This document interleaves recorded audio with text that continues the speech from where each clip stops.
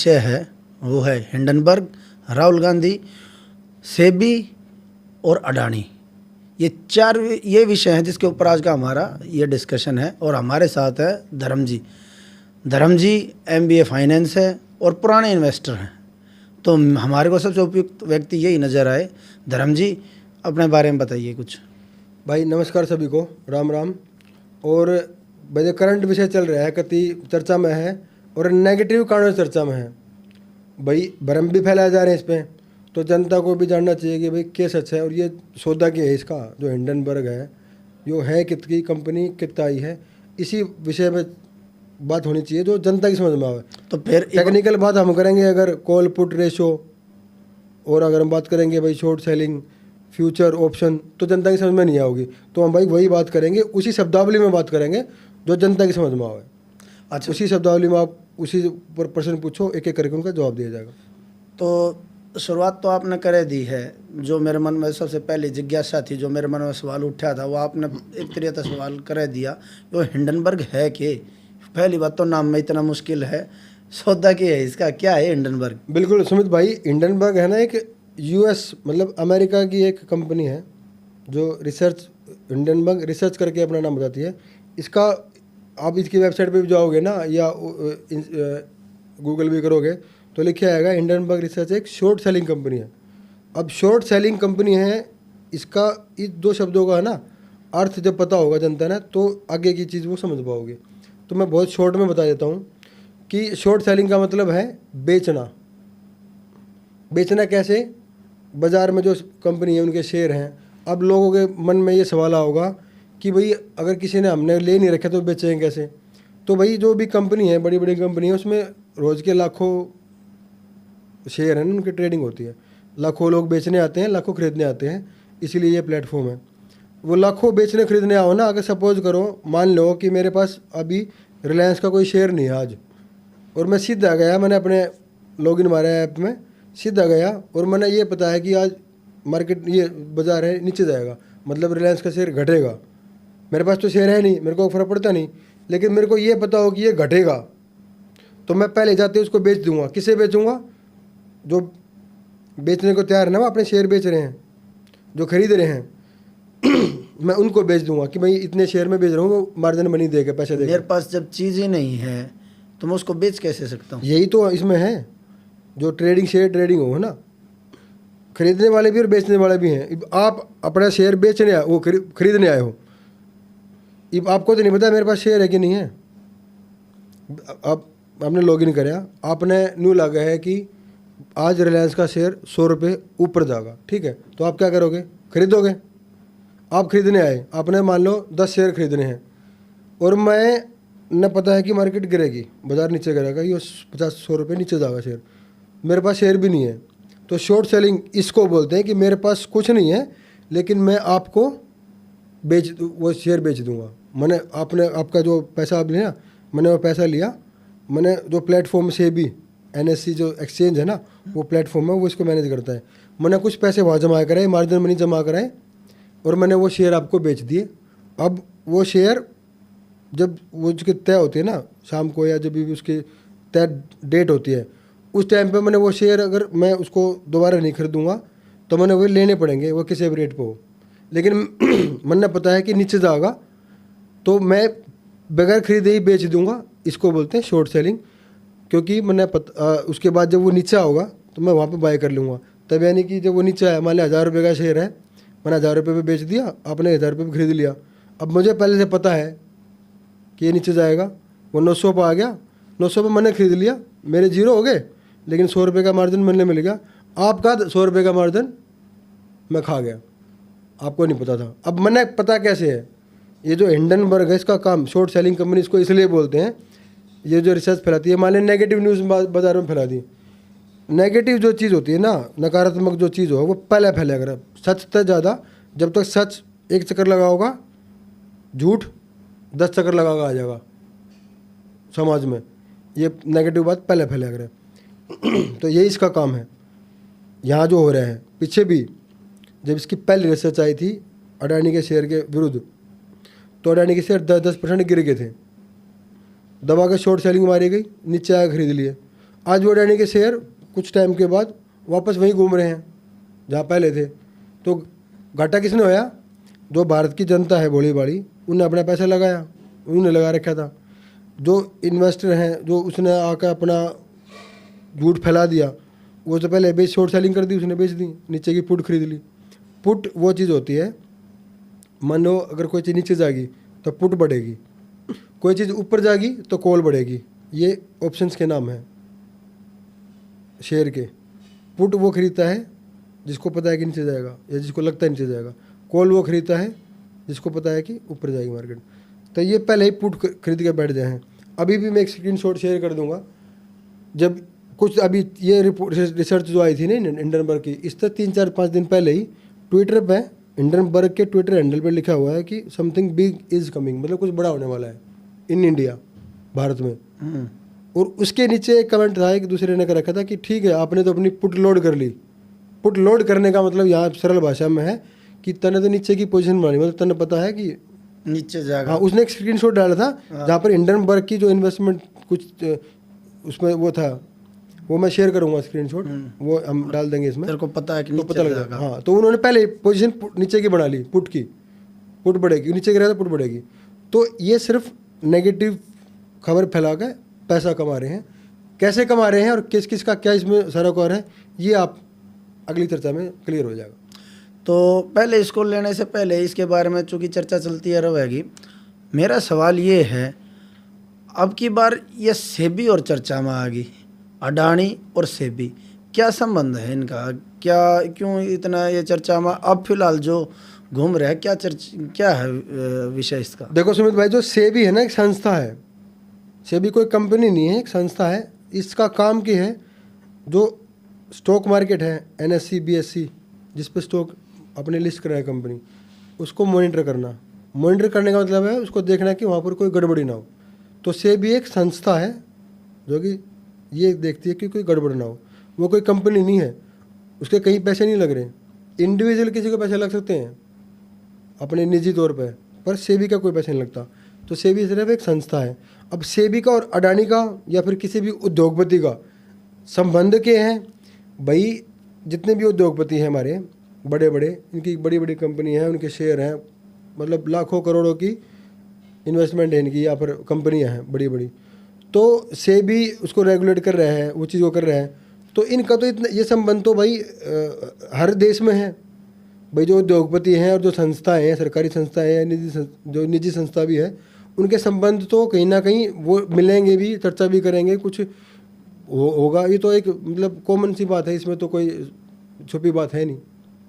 क्योंकि जो सेबी है या भी जो संस्था है या जो कंपनी लिस्ट करने के जो भी नियम कायदे कानून हैं, वो सब तो डॉक्यूमेंटेड है।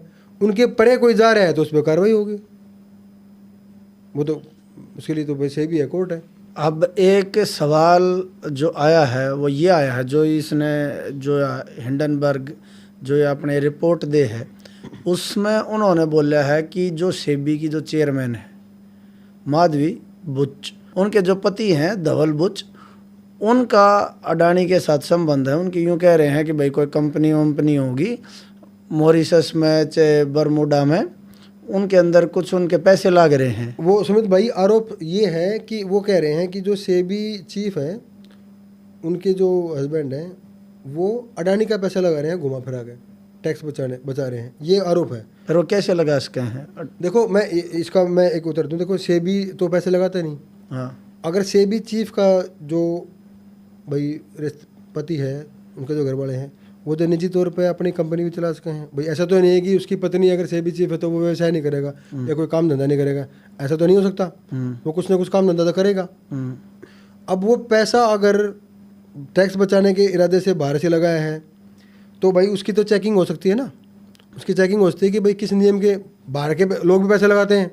ऐसा तो नहीं है कि NRA पैसे नहीं लगाते, या भाई फॉरेन जो इंस्टीट्यूट हैं FII जिनको बोलते हैं फॉरेन कंपनी, वो भी पैसे लगाते हैं। तो अगर किसी नियम के तहत किसी ने बाहर जाके पैसे लगाया है, अगर उसमें उल्लंघन नहीं है तो उसका तो कोई भी कुछ नहीं कर सकता। अगर उसका उल्लंघन है, उसके डॉक्यूमेंट है, तो उस पर तो केस हो सके भाई, केस क्यों ना करते हैं। ठीक है। दूसरा ये क्या कह रहे हैं कि रीट्स में एक रीट होता है कि जो रियल एस्टेट की बाज़ार है ना, रियल एस्टेट मार्केट है, मान लो मैंने पैसा लगाना है एक रियल एस्टेट में, तो रियल एस्टेट में 10, 100, 50 रुपये, 1000 रुपये तो लग नहीं सकते, मोटा अमाउंट लगाना पड़ेगा। लेकिन रीट्स करके एक अभी कुछ वर्षों से ही चलन में आया है, उसमें क्या है कि मेरे और आप जैसे भाई मिलकर थोड़ा थोड़ा 1000, 2000, 10,000 या लाख लाख रुपए मिला के हम अपनी हिस्सेदारी डालते हैं किसी प्रोजेक्ट में, किसी रियल इस्टेट के प्रोजेक्ट में। उससे जो रेंटल इनकम आएगी या जो भाई कल को बढ़ेगा, तो उसमें हमारे कंपनी की तरह एक शेयर हो जाएगा, हमें उसका वो मिलेगा, लाभ मिलेगा। इस तरीके से रीट हो है। तो ब्लैकस्टोन एक कंपनी है, आरोप यही है कि इसके जो सेबी चीफ के पति, वो ब्लैकस्टोन कंपनी के द्वारा उन्होंने 2 रीट्स को स्पॉन्सर करा था कि उन बढ़ावा दिया था। तो भाई ये तो लीगल काम है ना। आपकी कोई कंपनी है, आप रीट्स है जो लिस्ट कर रहे हो मार्केट में, तो भाई वो तो नियम कायदे के अनुसार आप कर सकते हो, वो तो कोई भी हो, उसमें समस्या क्या है। हाँ, उसमें कोई गड़बड़ी है, कोई डॉक्यूमेंटेशन को झूठ बोला गया तो चैलेंज कर दो ना भाई। आधी रात को जो लोग 3-3 बजे सुप्रीम कोर्ट खुलवा गए, आतंकवादी वो उनकी सुनवाई कर सकते हैं, वो दिन में जाकर इस नियम कायदे कानून के खिलाफ शिकायत नहीं कर सकते। ऐसा नहीं हो सकता कि भाई कभी कोई फेवरिज्म कर दिया हो, मतलब कदे कुछ भाई भीतर की इंफॉर्मेशन बता दी हो, कुछ ऐसा नहीं हो सके। किसने भीतर की इन्फॉर्मेशन किसने दे दी? यो सेबी की जो या है अच्छा, चेयरमैन, मतलब आप ये पूछ रहे हो कि सेबी चीफ ने कोई ऐसी इन्फॉर्मेशन दे दी कंपनी की? तो सेबी की तो कोई कंपनी है ही नहीं। सेबी तो कंपनी को मॉनिटर करती है, उसके पास इन्फॉर्मेशन कितना होगी? तो उसका काम तो उनका क्या नाम है, करप्शन या उनकी चीज़ पकड़ना है, कुछ गलत वो कर रहा हो। इसको जो यूके ही जा रही है कि भाई क्लीन चिट दे दी, क्लीन चिट दे दी। देखो क्या है वहाँ, ये इसलिए कहा जा रहा है कि जो पीछे जो इशू आया था 6 महीने पहले, हिंडनबर्ग की जो अडानी के समूह पर रिसर्च थी, उसमें कुछ गड़बड़ी के आरोप लगाए थे, तो उसकी रिसर्च तो कौन करेगा भैया? अगर कोई आरोप लगाए हैं, एक तो वो कोई अथॉरिटी तो है नहीं हिंडनबर्ग, उन्होंने आरोप लगा दिए, तो एक नैतिकता के नाते भाई इन्होंने जांच करवा दी। तो जांच करवाओगे तो नियम के अनुसार से करवाओगे। अगर उस जांच में कुछ नहीं पाया, कोर्ट ने ही नहीं उसमें कुछ दिया जांच में, तो क्या करोगे? फांसी भी लटका दोगे अडानी ने कि भाई कुछ भी नहीं मिला, लेकिन आरोप लगा दिए। और राहुल गांधी ने बोल दी कि भाई ये तो आरोप लगे, उसने उसका सपोर्ट कर दिया, तो तेरे को फांसी होगी। अब प्रूफ हो चाहे ना हो, ये कर दोगे? भाई प्रूफ नहीं हुआ ना वो। और अगर प्रूफ नहीं हुआ तो फिर भाई उसका उसके लिए इतना हो अल्लाह क्यों? मतलब अगर तुम्हारे पास सबूत है तो जाओ ना कोर्ट में, किसने रोक रखा है?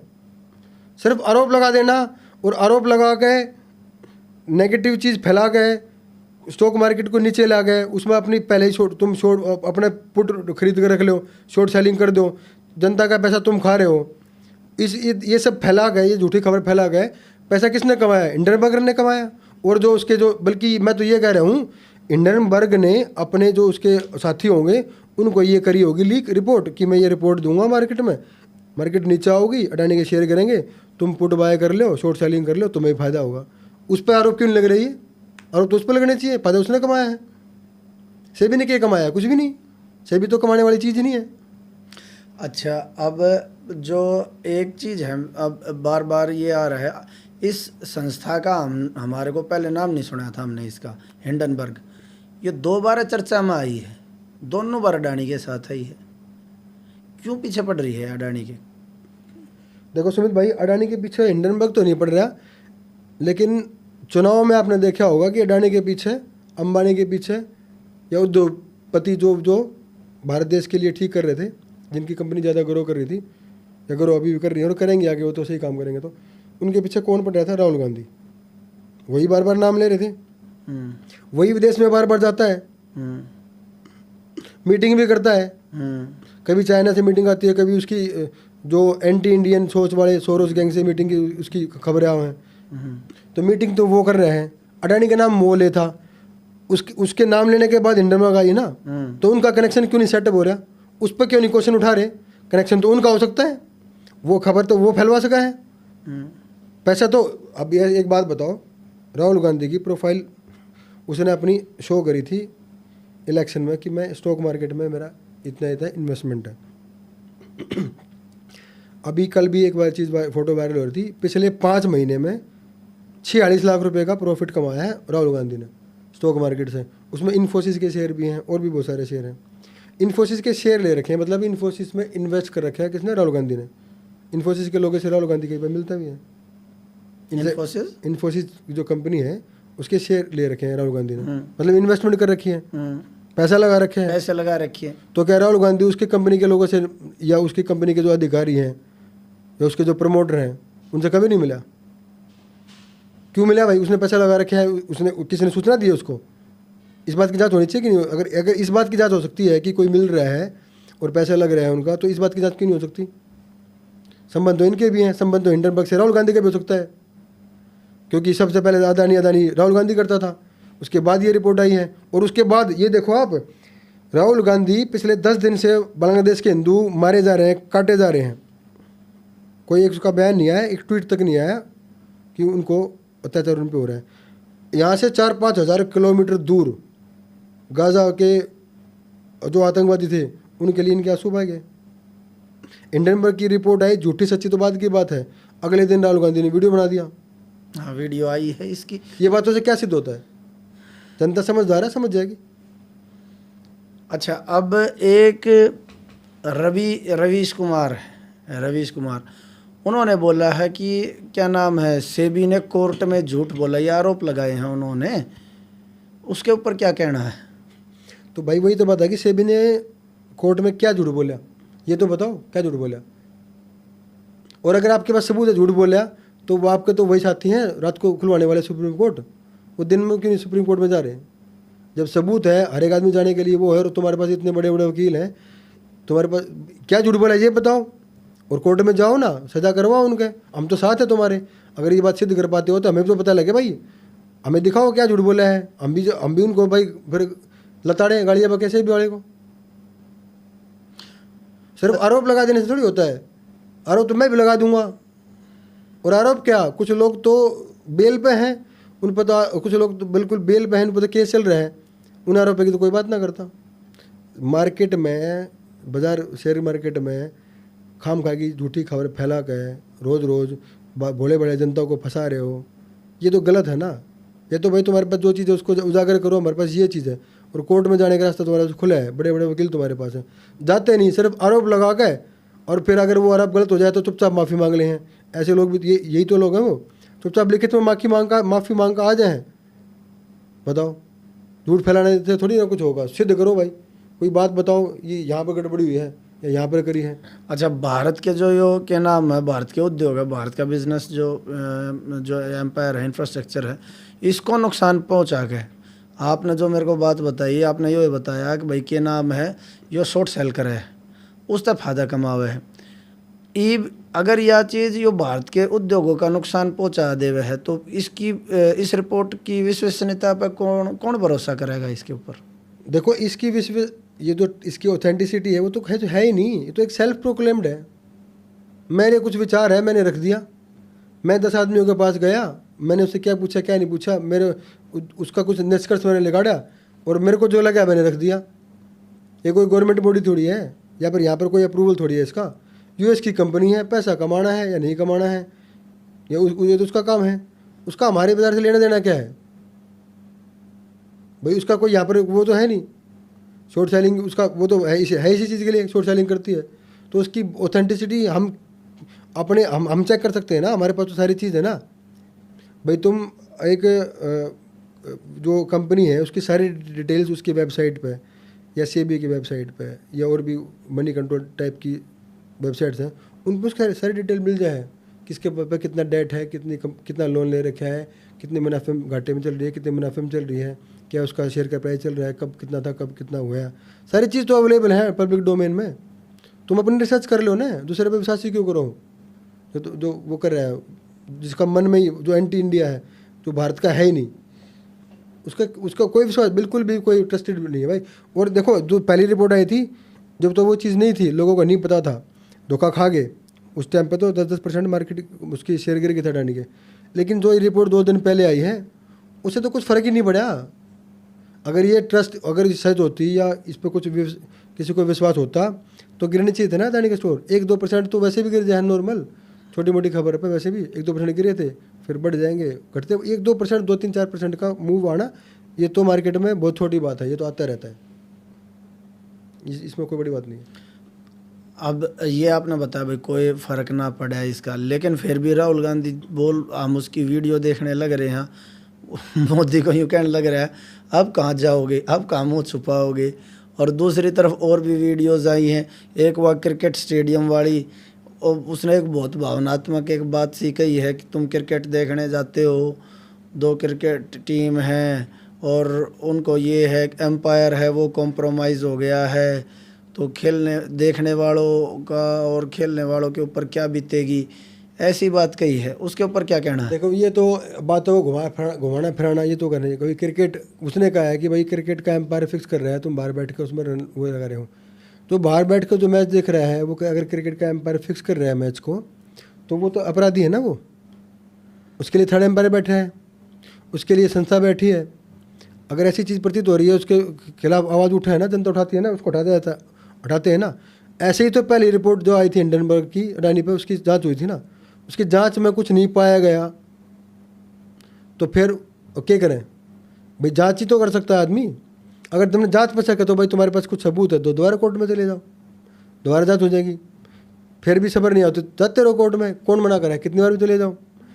सिर्फ आरोप लगाने से क्या होगा? आरोप लगा के बैठ जाओ घर में जनता में भ्रम फैला के, उससे तो मौका प्रस्ती होगी ना। ये तो चलो धन्यवाद धर्मेंद्र जी, आपने इस विषय को एक बहुत आसान शब्दों के अंदर बता दिया।